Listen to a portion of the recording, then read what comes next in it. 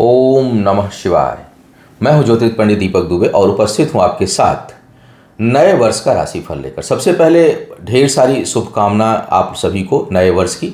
यह वर्ष आप सभी के लिए मंगलकारी हो, ढेर सारी उम्मीदें लेकर आए और आप अपने जीवन के लगभग हर क्षेत्र में आपको खुशियां मिले, ऐसी मेरी शुभकामना और बधाई।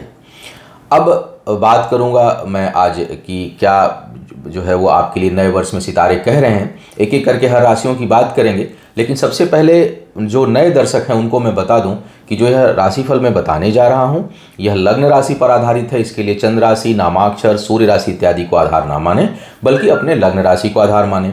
दूसरा, पूरे वर्ष का राशिफल है, सामान्य है, एक तरह से सारांश जैसा रहेगा, क्योंकि आपसे मुलाकात तो साप्ताहिक राशिफल में, गोचर में, मासिक राशिफल में और महत्वपूर्ण अवसरों पर होती रहती है। लेकिन एक वर्ष का जैसे होता है कि भाई एक सामान्य एक दृष्टि डाल लिया जाए कि भाई ये वर्ष किस प्रकार का परिणाम किस किस क्षेत्र में देने वाला है, चाहे हमारा स्वास्थ्य का मैटर हो, चाहे हमारे कैरियर का मामला हो, आर्थिक मामले हो, रिश्तों का मामला हो, कोई सुख दुख की संभावना हो, उसको जो है और किस क्षेत्र में हमें सावधानी रखनी है और किस क्षेत्र में हमको मजबूती से आगे बढ़ना है, तो इन चीज़ों को ध्यान दिया जाएगा राशिफल में। पूरा जो राशिफल हम बात करते हैं, देखते हैं जब पूरे वर्ष का, तो जो 4 महत्वपूर्ण ग्रह हैं उनको ध्यान में रख करके बात की जाती है मुख्यतः, और बाकी तो ट्रांजिट हर महीने लगभग होता है, हर महीने दूसरे महीने में, तो वो प्रभाव बदलता जाता है। लेकिन जो मुख्य बातें इस वर्ष में देखने लायक हैं वो ये है कि जो पूरे वर्ष पर्यंत जो शनि रहेंगे, क्योंकि वर्ष के प्रारंभ में 17 जनवरी को ही आ रहे हैं कुंभ राशि में, और फिर पूरे वर्ष पर्यंत जो है वो कुंभ राशि में ही रहेंगे। राहु केतु मेष और तुला में है, और ये 29 नवंबर तक, यानी लगभग ये भी 11 महीनों तक, 12 में से 11 महीने तक यह मेष और तुला राशि को प्रभावित करेंगे। अंतिम माह में यह जो है वो मीन और कन्या को प्रभावित करेंगे, तो लगभग इनका प्रभाव भी मेष और तुला पर पूरी तरह से बना रहेगा।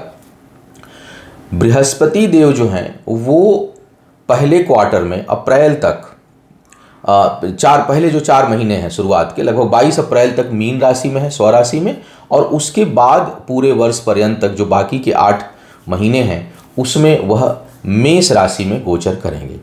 तो इन सभी का ध्यान रखा जाएगा। दूसरा, जो 7.5 का प्रभाव है, वैसे तो मैंने अलग अलग वीडियो 7.5 पर ढैया पर मैंने दे दिया है, लेकिन जो 7.5 का प्रभाव रहने वाला है इस पूरे वर्ष पर्यंत, वह मकर, कुंभ और मीन राशि पर रहेगा। मकर का अंतिम, कुंभ का मध्य और मीन राशि के लिए 7.5 इस वर्ष प्रारंभ हो जाएगी। ढैया का जो प्रभाव रहने वाला है वह इस पूरे वर्ष पर्यंत वह कर्क राशि पर और वृश्चिक राशि पर रहेगा। एक चीज़ और, इस हर वर्ष की भांति मैं दे रहा हूँ, चूँकि आप लोग जानते हैं, जो लोग मेरे एग्जिस्टिंग क्लाइंट हैं, मेरे यहाँ जो मंदिर है, आश्रम है, वहाँ आप लोगों के लिए पूजा अनुष्ठान होता रहता है। 9 वर्ष पर भी पूरे 9 वर्ष के मंगल कामना के लिए हवन यज्ञ और अनुष्ठान का विधान किया जा रहा है। पिछली बार और उसके पहले कम समय के लिए किया गया था, तो अनुभव ऐसा आया कि अधिक लोग प्रयास चाहते हैं कि हमारे नाम से, हमारे पूरे घर परिवार के नाम से पूजा हवन नए साल के मंगल कामना के लिए हो जाए। तो इस बार 25 दिसंबर से 15 जनवरी तक पूरा 20 दिन का समय रहेगा, जिसमें किसी भी दिन अपने सुविधा अनुसार आप अपने लिए दिन सुरक्षित कर सकते हैं, और यह सामूहिक नहीं होगा बल्कि इंडिविजुअल के लिए, उसके परिवार के लिए, कल्याण के लिए पूजा और हवन का विधान किया जा रहा है। जो 1 दिसंबर से हमारी साइट पर उसकी बुकिंग प्रारंभ हो जाएगी, आप उसको बुक कर सकते हैं। अब एक एक करके राशियों का हाल जानेंगे कि क्या कह रहे हैं सितारे इस महीने, इस वर्ष में आपके लिए। बात करते हैं वृश्चिक लग्न राशि वालों के लिए। जिनकी लग्न राशि वृश्चिक है उनके लिए 2023 क्या संकेत दे रहा है, ग्रहों की स्थिति किस प्रकार है और किस क्षेत्र में आपको सावधानी रखनी है, कहाँ उन्नति की संभावना है किस क्षेत्र में, और कहाँ समय सामान्य जाएगा, इसके ऊपर विस्तार से चर्चा करेंगे। वीडियो के अंत में अगर कुछ विशेष उपचार है जो वर्ष में करना चाहिए, या किस देवी देवता की पूजा अनुष्ठान या कोई ऐसी चीज़ जिससे आपको थोड़ी सुरक्षा प्राप्त हो, थोड़ी आपको सहूलियत हो, आपके कामों में थोड़ी राहत हो, उसकी चर्चा वीडियो ये राशिफल के अंत में करूँगा। सबसे पहले वृश्चिक वालों के लिए ग्रह स्थिति को अगर देखा जाए तो शनि जो है वो वर्ष के प्रारंभ में ही आपके 4th भाव में आ जाएंगे। राहु केतु आपके द्वादश और 6ठे भाव में राहु हैं, द्वादश में केतु बैठे हैं, पंचम भाव में बृहस्पति हैं, और बाकी ग्रहों का मूवमेंट रहेगा। वर्ष के प्रारंभ में जो है वो मंगल आपके लग्न को ही देख रहे हैं। कुल मिला के अगर मैं इस वर्ष की बात करूं तो यह वर्ष आपके कैरियर के दृष्टिकोण से अगर मैं देखूं तो यह कार्य क्षेत्र में प्रभाव देने वाला लेकिन थोड़ा उठापटक करने वाला रहेगा। उच्च अधिकारियों के साथ वैचारिक मतभेद होने की काफ़ी संभावना रहेगी। आप थोड़ा स्पष्टवादी भी रहेंगे, वैसे भी वृश्चिक लग्न स्पष्टवादी है, अपने काम से में मगन रहने वाली है, लेकिन अगर कोई छेड़ दे तो फिर ये छोड़ती नहीं है। तो इस लग्न राशि का एक स्वाभाविक गुण जो है इस प्रकार का होता है कि अगर आप जब तक परेशान नहीं कर रहे हैं कोई, तब तक ये अपने राह, इसको किसी देश दुनिया से मतलब नहीं है। और अगर कोई परेशान कर दे तो फिर ये पूरा समय निकालती है उसको सही रास्ते पर लाने में, तो ये टेम्परामेंट देता है। तो अब बृहस्पति का प्रभाव, शुरुआत में मंगल का प्रभाव, इन सारी चीज़ों की स्थिति ऐसी बनाएगी कि स्पष्ट बोलेंगे और कभी कभी ज़रूरत से ज़्यादा स्पष्ट बोल देंगे। वो आपके कार्य क्षेत्र में अपने से उच्च अधिकारियों के साथ जो है वो आपके संबंधों को थोड़ा उतार चढ़ाव यह दे सकता है। कार्यस्थल पर दबदबा रहेगा, आपकी चीज़ें होंगी, लेकिन कुछ तनाव आप महसूस करेंगे, उतनी स्मूथनेस नहीं रहेगी। पदोन्नति के दृष्टिकोण से देखूं तो अप्रैल के बाद वाला जो हिस्सा है, जो उसमें थोड़ा सा बेहतर पद प्रतिष्ठा में वृद्धि की संभावना बन रही है। जो नौकरी पेशा लोग हैं उनके लिए भी कुछ अच्छा कार्य व्यापार प्रारंभ हो जाए जो लाभ देने वाला हो। मतलब अगर कहीं आप शोषित महसूस कर रहे हो, शोषण आपका हो रहा हो, तो अप्रैल के बाद मुझे लगता है कि उससे कुछ राहत आपको प्राप्त होगी और अब आपको अपने परिश्रम का परिणाम और लाभ मिलने की संभावना बढ़ेगी। व्यापारिक दृष्टिकोण से अगर मैं बात करूं, व्यापारिक दृष्टिकोण से, तो यह वर्ष सामान्य है। इसमें कोई बहुत अधिक उतार चढ़ाव या कोई ऐसी चीज स्थिति उत्पन्न तुरंत नहीं हो रही है, लेकिन यह सामान्य स्थिर भाव में रहने वाला है यह वर्ष। नौकरी पेशा लोगों के लिए जरूर अप्रैल के बाद कुछ और अच्छी चीज़ें होती हुई दिखाई दे रही हैं। इस वर्ष की एक और अच्छी बात यह है कि अगर कहीं कोई कर्ज इत्यादि आपका चल रहा था लंबे समय से, तो वह समाप्त हो, इसके भी संकेत हैं। तो धन के मामले में वर्ष कुछ हद तक सहयोगी ही रहने वाला है, कहीं बहुत आर्थिक हानि का योग नहीं है। और अगर कहीं आपका धन खर्च होगा भी तो वह धार्मिक सामाजिक लोगों के उत्थान के लिए और अच्छाई के लिए खर्च होगा। कहीं फिजूल खर्ची नहीं होगी, बल्कि मन में भावनाएं अच्छी रहेंगी और अच्छी भावना से आपका धन खर्च होगा। वाद विवाद जरूर रहेगा, शत्रु पनपेंगे जरूर, जैसा मैंने कहा कि कार्य क्षेत्र में मनमुटाव होगा, पीछे बैक बाइकिंग करने वाले भी लोग रहेंगे, लेकिन जो एंड रिजल्ट होगा वो आपके पक्ष में होगा। ये इनके प्रकार आप अपना प्रभाव छोड़ने में समर्थ होंगे और अपने काम को कराने में भी आप समर्थ होंगे। तो कठिनाइयां जरूर हैं, लेकिन उन कठिनाइयों में आपके लिए रास्ता निकलता हुआ दिखाई दे रहा है। तो यह वर्ष धीमी गति से प्रोग्रेस करने वाला है। बहुत बहुत तीव्र स्थिति नहीं बन रही है, कोई बहुत ऐसे ग्रहों की स्थिति नहीं है जो एकदम अप्रत्याशित भी कई बार प्राप्त होता है वर्ष में, जब किसी ग्रह विशेष की दशा अंतर्दशा अच्छी चल रही हो और उस दौरान जो है वो आप इस वर्ष में वो कहीं गोचर में भी अच्छी जगह पर आ जाए। वृश्चिक वालों के लिए चंद्रमा, सूर्य, बृहस्पति और मंगल, ये ग्रह जो है वो काफ़ी हद तक योगकारी हैं। तो इनसे जो है अगर इनकी दशा अंतर्दशा कहीं आपके लिए होगी तो करियर के क्षेत्र में बहुत अच्छा उत्थान आप करेंगे। गोचर में भी ग्रह कोई बहुत परेशान करने वाले नहीं हैं। कार्य क्षेत्र में जैसा मैंने कहा मनमुटाव के अलावा और कोई दिक्कत नहीं महसूस हो रही है। जो लोग नौकरी प्राप्त करना चाहते हैं उनके लिए अप्रैल के बाद अच्छा अवसर बन रहा है और पूरे वर्ष पर्यंत बना रहेगा। तो आप करियर के मामले में निश्चिंत इस वर्ष में कुछ हद तक हो सकते हैं, अगर किसी बहुत खराब ग्रह की दशा अंतर्दशा नहीं चल रही है तो। दूसरी बात, विवाह इत्यादि की बात की जाए, वर्ष का प्रारंभ ही इसके लिए काफ़ी शुभता बनाया हुआ है। जो लोग विवाह के योग्य हैं उनके लिए वर्ष का जो प्रारंभ है वो बहुत शुभता बनाया हुआ है और यह शुभता जो है वो लंबे समय तक बनी रहेगी। वर्ष के मध्य और अंतिम भाग में तो इसकी शुभता में और वृद्धि होने वाली है। तो वृश्चिक लग्न के वे जातक जो अविवाहित हैं और किसी कारण से उनका विवाह नहीं हो रहा था, वो इस वर्ष जो है वो काफ़ी हद तक संभावना है, अगर आपकी परमानेंट कुंडली बेहद खराब नहीं है, उसमें कहीं अविवाहित रहने का योग नहीं है, तो यह वर्ष आपके लिए जो है वो आपका दरवाज़ा खटखटा रहा है कि आपके लिए कोई अच्छा जीवन साथी या जीवन संगिनी आपको प्राप्त हो और वो मनपसंद भी हो, क्योंकि निर्णय बुद्धि के बल पर आप लेंगे। विवाह करते समय एक और अच्छी बात दिखाई दे रही है कि आपका जो डिसीजन होगा, विशेष करके अप्रैल से पहले, विवाह के लिए पूरा वर्ष बेहतर है। निर्णय के लिए जो समय है वो अप्रैल से पहले बेहतर है, क्योंकि उसके बाद थोड़ा आपके मीन राशि पर नीच के राहु का इन्फ्लुएंस हो जाएगा, जो उतना अच्छा प्रभाव नहीं देगा। तो आप क्षमा करिएगा, अप्रैल के बाद नहीं, वो नवंबर के बाद आ रहे हैं। बृहस्पति बैठे हुए हैं अप्रैल तक आपके पंचम में, तो उनका जो प्रभाव है शुभता वाला, वो अप्रैल तक बहुत अच्छा है। तो डिसीजन पावर जो अप्रैल तक आपका रहेगा विवाह इत्यादि के मामले में, चाहे और किसी के अपने जीवन से संबंधित महत्वपूर्ण निर्णय लेने के मामले में, वो काफ़ी बेहतर बना हुआ है। तो कुल मिलाकर कि ये है कि यह वर्ष विवाह के लिए अच्छा है, स्थिरता के लिए अच्छा है, संबंधों के दृष्टिकोण से शुभता लिया हुआ है। मतलब इसमें कोई आवेश, आवेग, कोई अस्थिरता वाली भावना नहीं है। जो डिसीजन होंगे वो बहुत सोच समझ करके और अच्छे डिसीजन होंगे, अच्छा दिखाई दे रहा है।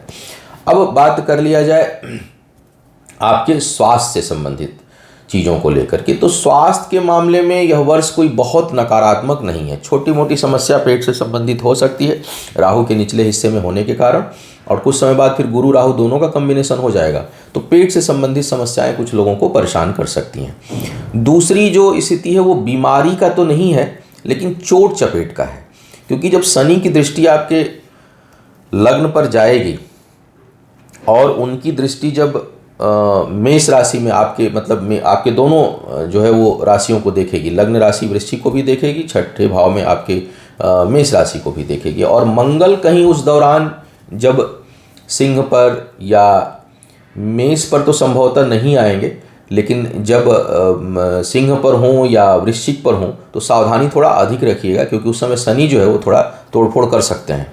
तो सावधान आपको वाहन चलाते समय रहना है। लोहे के सामान से, अग्नि से, इन सब चीज़ों से थोड़ा सा विशेष, बिजली के उपकरणों से विशेष करके आपको सावधान थोड़ा सा रहना है, क्योंकि चोट चपेट का आसार यह उत्पन्न कर रहे हैं। बीमारी का के लिए उतना तगड़ा जो है वो योग नहीं है कि कोई लंबी अवधि की बीमारी उत्पन्न हो जाए, और कुछ राशियों में मैंने बोला है, लग्न राशियों में, कि बीमारी का योग बन रहा है लंबी अवधि का, लेकिन वृश्चिक वालों के लिए ऐसा कोई योग नहीं बन रहा। हाँ, एक चीज़ का जरूर ध्यान दीजिएगा कि अगर आपके लिए शुक्र या बुध की दशा अंतर दशा चल रही हो और उसमें कहीं मंगल का अंतर प्रत्यंतर हो, तो कठिनाई हो सकती है, क्योंकि वृश्चिक वालों के लिए जो मुख्य मार्केस हैं वो शुक्र और बुध हैं। तो इनकी दशा अंतर दशा में अब पता चले शुक्र भी हैं, बुध भी हैं, शनि का भी कॉम्बिनेशन बन रहा है, उसमें कहीं मंगल आ रहे हैं, तब स्वास्थ्य से संबंधी समस्या हो सकती है, गोचर में ग्रह कहीं भी रहे। इस बार के राशिफल में इन चीज़ों को मैं बता रहा हूँ ताकि आप सावधानी रखें। गोचर में किसी ग्रह का ऐसा योग नहीं बन रहा है जो अधिक आपके लिए, स्वास्थ्य के लिए बहुत हानिकारक हो, तो उस दृष्टिकोण से यह वर्ष बेहतर है। हाँ, शनि की जो दृष्टि जा रही है वो पिता, सूर्य पिता के कारक भी होते हैं, और दसम भाव पर सूर्य की राशि है, वहाँ से शनि की दृष्टि जा रही है। तो सूर्य जब तुला में हो, सूर्य जब छठे भाव में आपके हों, सूर्य जब राहु केतु के साथ हों, तो ऐसी स्थिति में थोड़ा अपने पिता के सेहत का ध्यान आपको रखना चाहिए। वहाँ आपके लिए, उनके लिए कुछ जरूर सेहत से संबंधित समस्या उत्पन्न हो सकती है, परंतु आपके लिए कोई विशेष सेहत से संबंधित समस्या उत्पन्न होता हुआ दिखाई नहीं दे रहा है। अब बात करिए धन संपत्ति के लिए, सबसे अच्छा वर्ष है। दो चीज़ों के लिए बहुत अच्छा वर्ष दिखाई दे रहा है, शिक्षा और संपत्ति। तो अगर संपत्ति खरीदना चाह रहे हैं, बहुत से लोगों के लिए योग बनेगा। बहुत से वृश्चिक लग्न के लोग संपत्ति खरीदेंगे या अस्थायी रूप से कहीं मूव करेंगे। अगर आप कहीं विदेशों में रहते हैं, विदेश में रहने के इच्छुक हैं, ग्रीन कार्ड बनवाना चाह रहे हैं, कहीं सेटल होना चाह रहे हैं फॉरेन में, फॉरेन या अपने जन्म स्थान से सुदूर। फॉरेन का मतलब समझिए कि इसका मतलब वीज़ा पासपोर्ट नहीं होता है केवल, इसका मतलब होता है अपने जन्म स्थान से ऐसी जगह पर, ऐसी दूरी जहाँ पर भाषा और परिवेश अलग हो, वहाँ की संस्कृति अलग हो, वहाँ के जो मूल निवासी उनकी संस्कृति आपकी संस्कृति से अलग हो, वह जो है वो ज्योतिषीय दृष्टिकोण से विदेश ही माना जाता है उसका। वीज़ा पासपोर्ट से, वीज़ा पासपोर्ट की स्थिति देखी जाएगी, दसम भाव की स्थिति कैसी है। तो लेकिन स्थिर निवास के लिए जो आपका जो योग है वो इस दौरान बहुत अच्छा बन रहा है। अगर निवेश करें तो बहुत अच्छा, संपत्ति खरीदें बहुत अच्छा, कहीं शिफ्ट होंगे बहुत अच्छा, स्थायित्व देगा। प्रारंभ में जरूर, वर्ष के प्रारंभ में कोई परिवर्तन हो सकता है, लेकिन वो परिवर्तन लंबे समय के लिए स्थिरता देने वाला आपके लिए होगा। इस दौरान कोई कोर्ट कचहरी का मामला हो, वो आपके पक्ष में आए या ना आए, लेकिन समाप्त अवश्य होगा, क्योंकि कई बार कोर्ट कचहरी में हम लोग बहुत लंबे समय तक उलझे रह जाते हैं, तो वो उलझने समाप्त होंगी। पक्ष विपक्ष तो नहीं कहा सकता कि फैसला, क्योंकि आप अपोजिट पार्टी की क्या स्थिति है, उसकी कुंडली क्या कह रही है, आपकी कुंडली में जब मामला शुरू हुआ उस समय क्या स्थिति थी, इन सब बहुत सी चीज़ों को पर निर्णय लेकर के जो है वो बात की जाती है। और शनि थोड़े न्याय के देवता हैं, तो अगर कहीं गलती आपकी है तो वैसे में जो समाप्त करेंगे वो आपके पक्ष में नहीं समाप्त करेंगे, वो निर्णय दे देंगे लेकिन आपके पक्ष में समाप्त हो ऐसी ये आवश्यक नहीं है। लेकिन समाप्त जरूर होगा, इसके संकेत 2 साल में काफ़ी मजबूत हैं। अगर शनि की दशा अंतर्दशा हुई तो अवश्य समाप्त होगा। यह वर्ष का इस वर्ष का जो प्रारंभिक हिस्सा है वह संतान प्राप्ति के लिए बहुत अच्छा है। तो जो लोग, वर्ष का दूसरा हिस्सा भी खराब नहीं है, क्योंकि जब गुरु पंचम आपके छठे भाव में जाएंगे तो वो लग्न से छठे होते हैं। कई जगह लोग भ्रम उत्पन्न करते हैं कि अगर छठे भाव में गुरु हैं तो यह संतान भंग योग उतना यहाँ पे नहीं बनेगा, क्योंकि बृहस्पति अपने पंचम भाव से दूसरे भाव में होते हैं, तो वो लाभ की स्थिति उत्पन्न होती है। तो जो लोग संतान प्राप्ति के इच्छुक हैं उनके लिए संतान प्राप्ति या योजना बनाने के लिए बहुत अच्छा समय है। आपको अप्रैल तक प्लानिंग करनी चाहिए। और बृहस्पति स्वराशि में होकर के अगर ऐसे में संतान देते हैं तो रहने का सुख तो लंबे समय तक नहीं होगा, पारिस्थिति जन्य दूरी होगी संतान से, लेकिन संतान बड़ी प्रभावशाली हो इसकी संभावना काफ़ी अधिक होती है। क्योंकि ग्रह गोचर जब शुभ अवस्था में होते हैं उस दौरान कोई जब काम होता है तो उसमें शुभता बहुत रहती है। अब कोई दुर्भाग्य ही हो, कुंडली में कोई जबरदस्त पितृदोष बन रहा हो, संतानहीनता का ही योग हो, तो वैसे में संतान प्राप्त हो जाती है, लेकिन परमानेंट कुंडली सपोर्ट नहीं कर ले, दिक्कत आएगी। लेकिन फिलहाल यह वर्ष अप्रैल तक जो है वो काफ़ी अच्छा योग बना रहा है। शिक्षा प्रतियोगिता के लिए बहुत ही सहयोगी वर्ष है। अच्छी सफलता प्राप्त करेंगे, निर्णय अच्छे लेंगे, अपने कामों को बढ़ाएंगे, उन्नति करेंगे, क्रिएटिव माइंड रहेगा, स्थिर भाव रहेगा, कोई व्यग्रता नहीं, कोई क्रोधावेश नहीं। क्षणिक कोई ग्रह गोचर के कारण कुछ प्रभाव होता है तो अलग बात है, अन्यथा काफ़ी बेहतर परिणाम देने वाला यह वर्ष दिखाई दे रहा है। करीबी लोगों के ऊपर धन प्रभाव आपका खर्च होगा। धार्मिक यात्राओं का योग यह वर्ष बना रहा है। धार्मिक सामाजिक चीज़ों को देखने समझने के लिए यह वर्ष काफ़ी अच्छा योग बना रहा है। तो कुल मिलाकर यह वर्ष मुझे बहुत शुभता लिया हुआ वृश्चिक वालों के लिए दिखाई दे रहा है। कहीं कोई बहुत बड़ी समस्या इस वर्ष में नहीं दिखाई दे रही है। जैसा मैंने कहा कि अगर कहीं शुक्र बुध की दशा अंतर्दशा ना हो और कुंडली में वो बेहद खराब स्थिति में ना हो तो। अब इस वर्ष में मैं उपचार की अगर मैं बात करूं तो जैसा मैंने कहा कि कोई बहुत बड़ी समस्या तो दिखाई नहीं दे रही कि कहूं कि नहीं ये उपचार आप करेंगे तभी यह ठीक होगा। बचत वगैरह के लिए भी यह वर्ष अच्छा है, लेकिन सामान्य रूप से आपको हनुमान जी की और विष्णु की आराधना करते रहने चाहिए। आप जो है हमेशा, और अगर क्योंकि वृश्चिक लग्न वालों को हनुमान जी की उपासना या देवी की उपासना, माँ भगवती की उपासना करते रहना चाहिए। उससे शुभता में और वृद्धि होगी। आपके लिए जो शुभ समय है वो और बेहतर होगा, उसमें और स्थिरता रहेगी।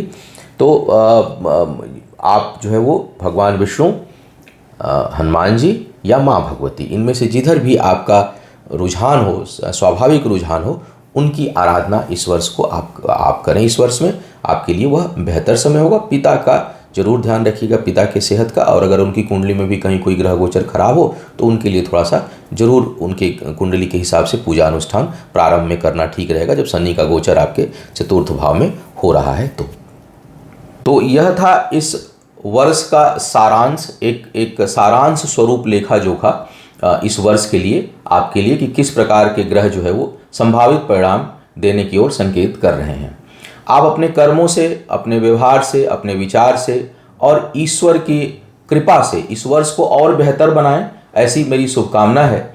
आप सभी से आपके लिए यह वर्ष आयु, आरोग्य और ऐश्वर्य में वृद्धि करने वाला हो। इन्हीं शुभकामनाओं के साथ एक बार पुनः नव वर्ष की बधाई देते हुए आप सभी से विदा लूंगा। पुनः मुलाकात होगी नए विषय पर, तब तक के लिए मुझे आज्ञा दीजिए। ओम नमः शिवाय।